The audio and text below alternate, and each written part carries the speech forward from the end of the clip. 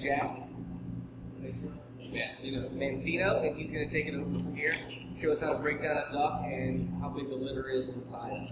So once again, thanks for coming. Hi guys, morning. Morning. Thanks for coming out.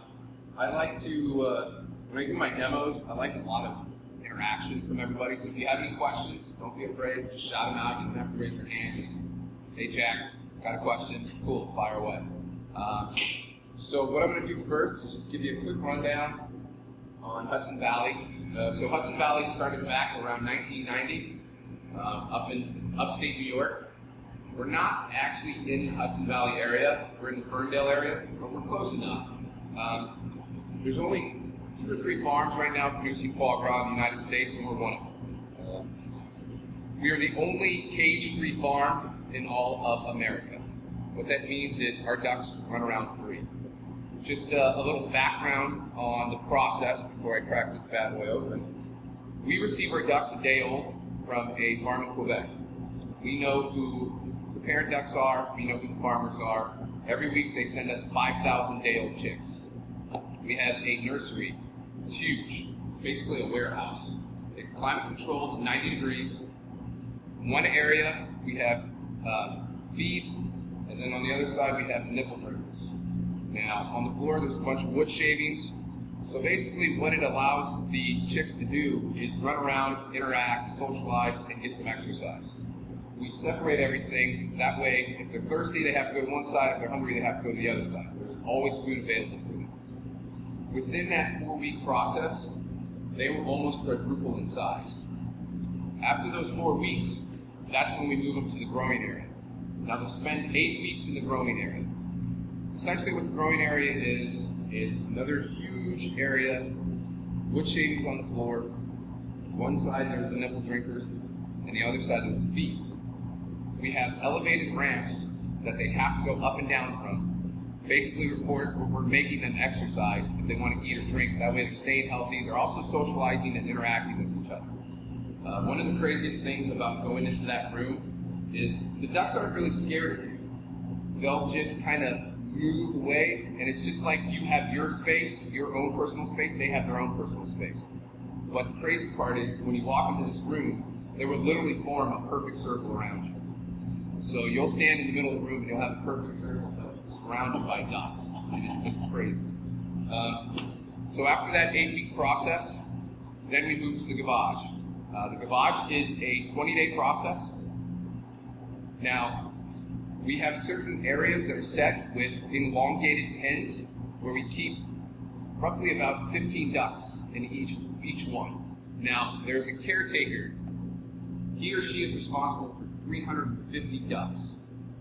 He or she feeds the ducks every 8 hours. So it's the same person feeding the ducks for 20 days. They go in there, they have the tube, they grab the duck, they gently grab him, bring him over, and then that's when the feeding process begins. So essentially, they have a pipe, they stick it down the cord. Now, that's the main issue that you'll run into as a chef when you move on and you serve foie gras. If you have somebody saying, hey, that's inhumane or, that's cruelty to animals, well, there's a little bit of difference between us and ducks. Ducks don't have an esophagus. They have a cord.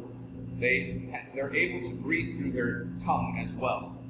So when you stick something down their throat, it's not hurting them. Their cord is essentially as rough as the palm of our hands and the bottom of our feet. And as we know, those of you who've done work in restaurants or construction, your hands and your bottoms of your feet are pretty durable. You have to remember that waterfowls eat crustaceans, they eat whole fish, they don't have teeth.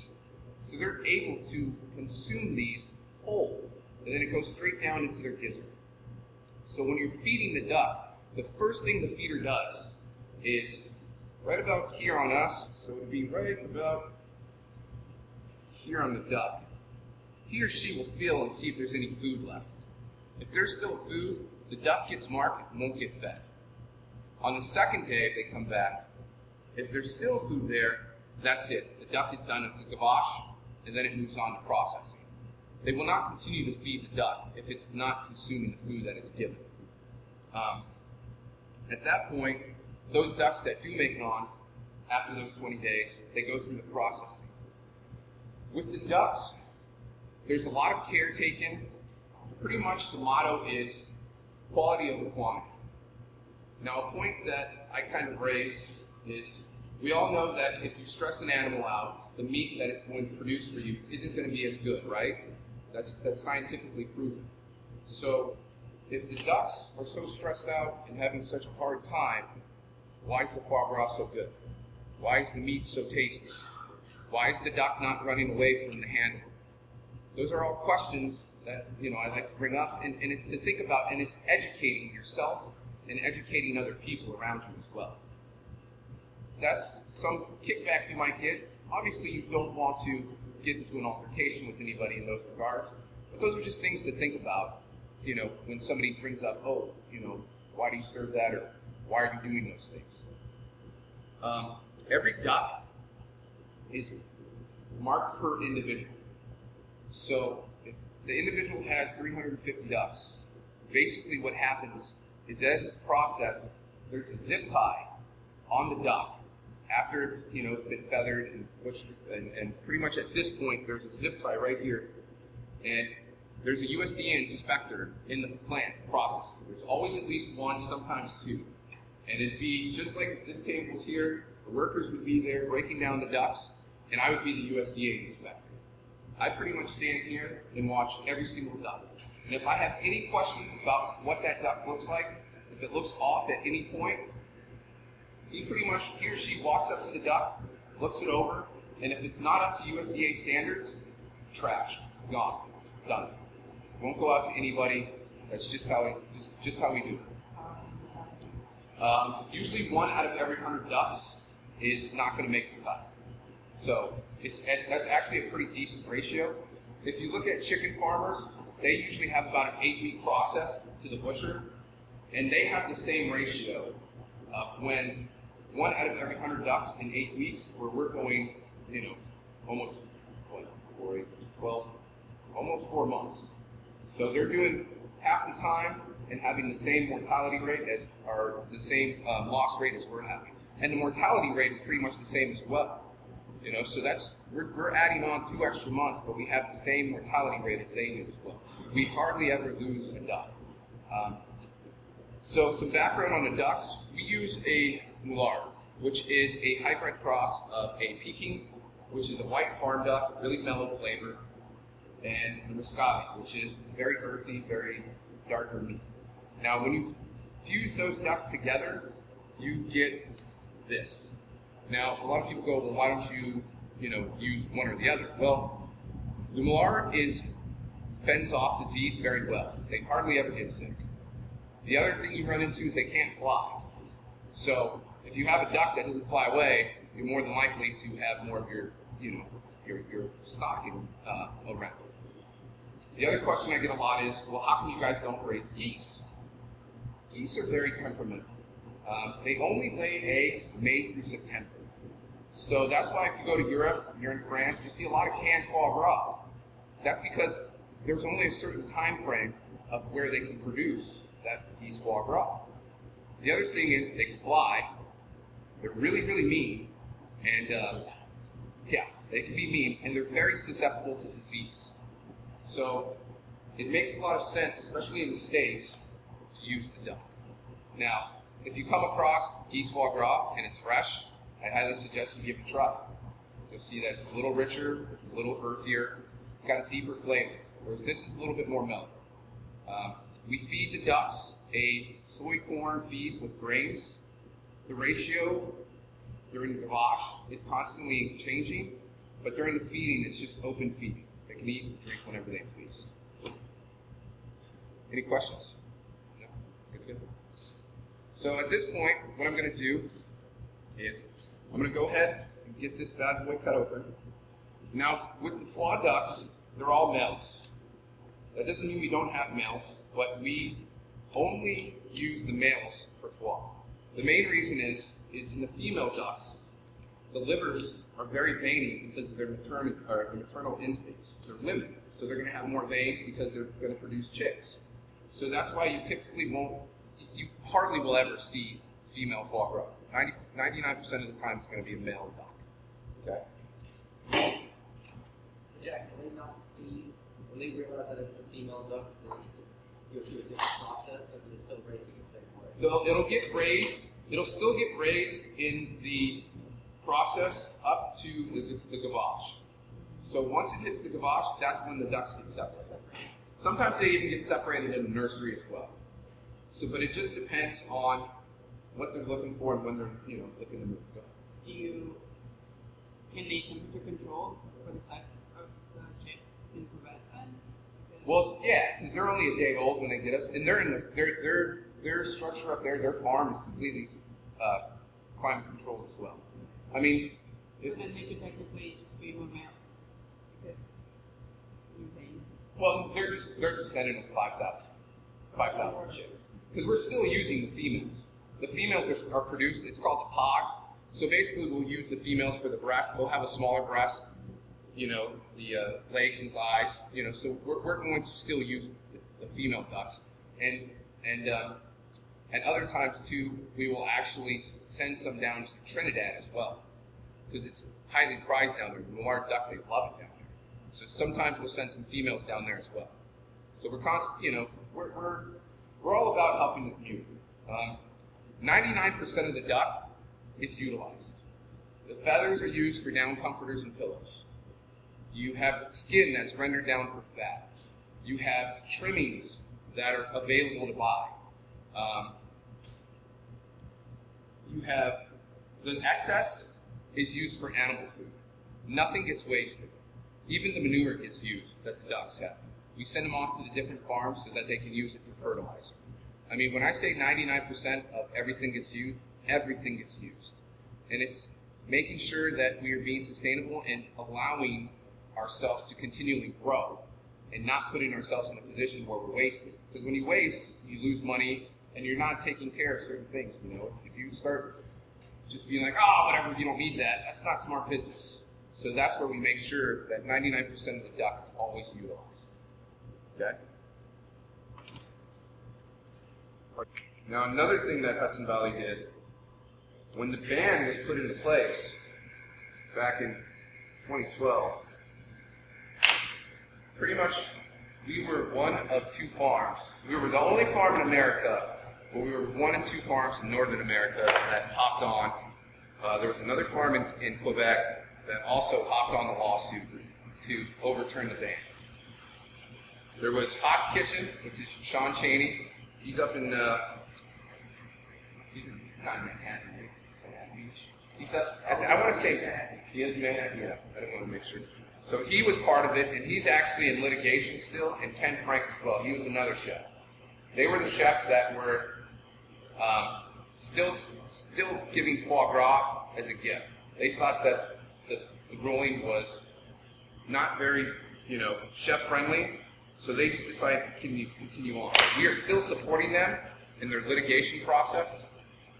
We were actually up at the Bazaar by Jose Andres up in Beverly Hills a few weeks ago, and we actually held a fundraiser, foie cocktail party for them to help pay for some of those legal bills as well. So we're very much involved in the growing of foie gras and continuing to allow it to happen in California. Now, one of the things that you may run into when you get out into the workforce is, like I said, you might have some people saying that it's inhumane and cruel. Everybody's entitled to their opinion. So that's it. All right.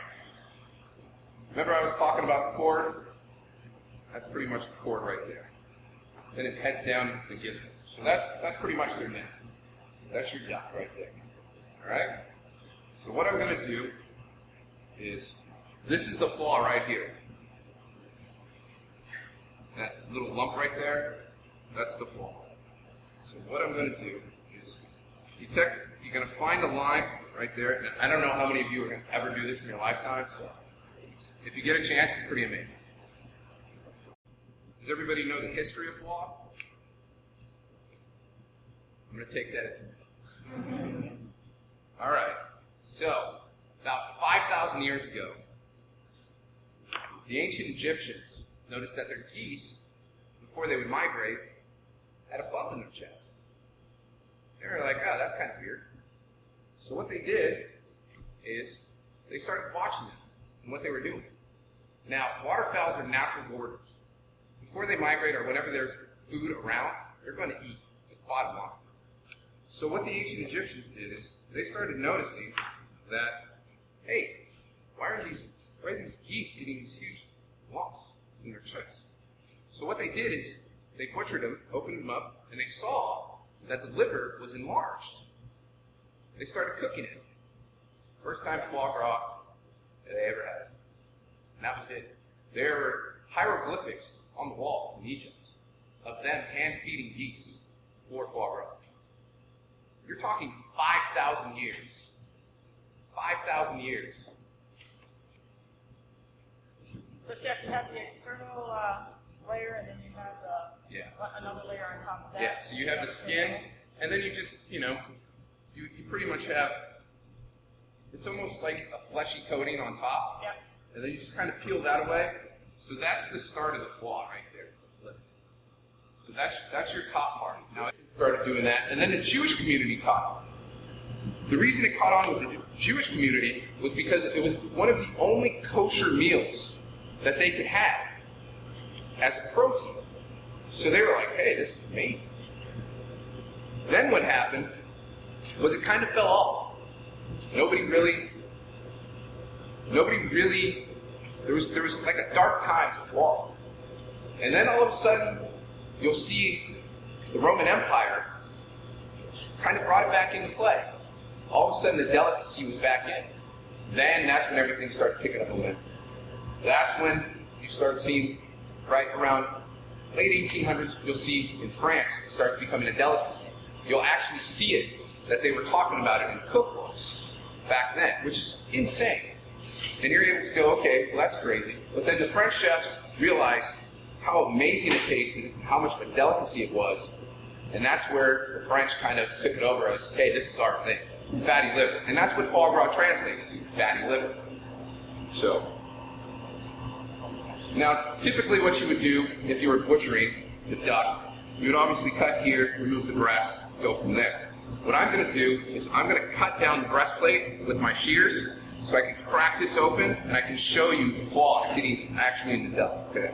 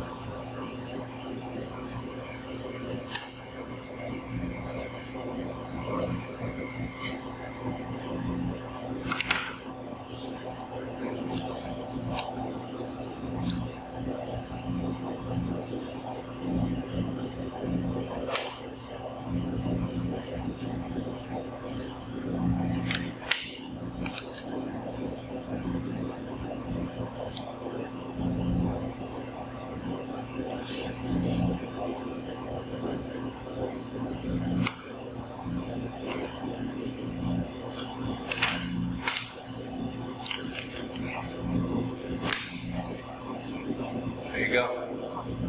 That's your foie gras right there.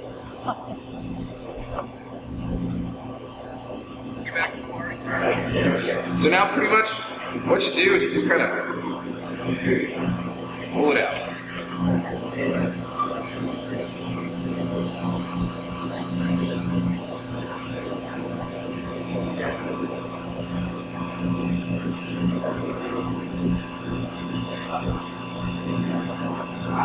There it is. There's no foie. That's pretty much what you want to take out right there. You don't want to serve that. It's not going to taste good.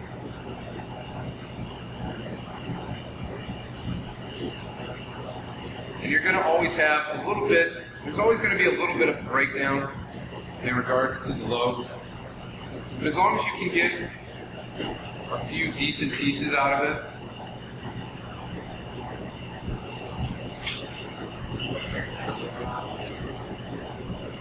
Yeah, I mean, you definitely, sometimes when you're making a pate or terrine, even torchon, when you're breaking it down, I'll just use this little guy right here. You know, a good foie should separate like butter. If it's grainy and it's, you know, not really separating the way it should, then that's kind of where you're like, okay, what's going on? You see how that's kind of like separating, like if I had a hard piece of butter and I'm pushing it down, that's what it should look like. Now when you make the terrines and the torchons, you'll see the little red areas in there. Those are veins. So basically what you want to do is kind of smush it down and then just go through with your thumb and fingers and kind of just pull them out. See what I mean? Now when you're doing slices, you can't do anything about it. It's just the way it is. Now when it cooks, it'll reduce in size and you won't really taste it. But as far as when you cut open your pate, terrine, torchon, the last thing you want them to see is a vein in there. That's the last thing you want your guests to see. Because at that point, they're just going to be like, what is this guy doing? So always make sure that you take the time to do that.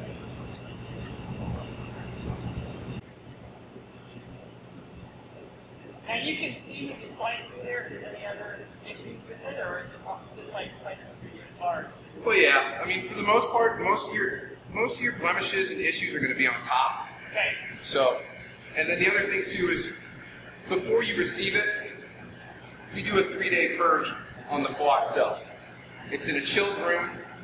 We get these huge crates, layer of ice, parchment paper, foie, parchment paper, ice, parchment paper, foie, parchment paper, ice.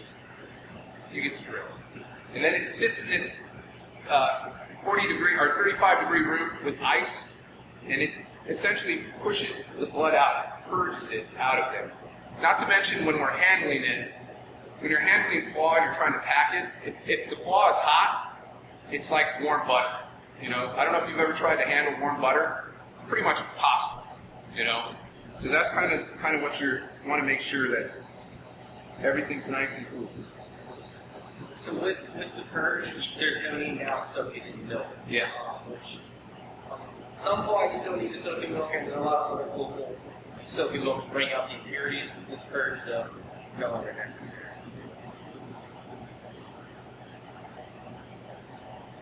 Do people still do it? Absolutely, people still do it. You know, chefs have their certain techniques they're going to want to stick to, and that's what they're going to do.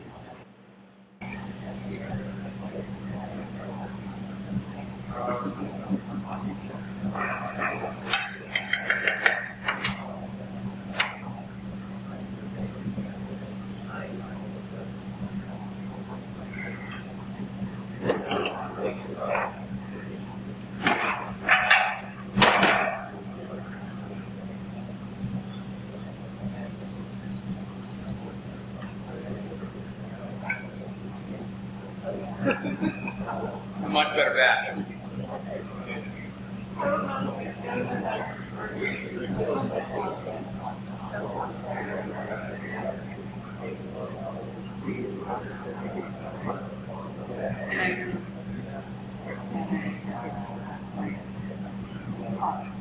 You guys are seeing how quick that is, right? I mean, it's fast. You're flying. But see, that's the thing is when you're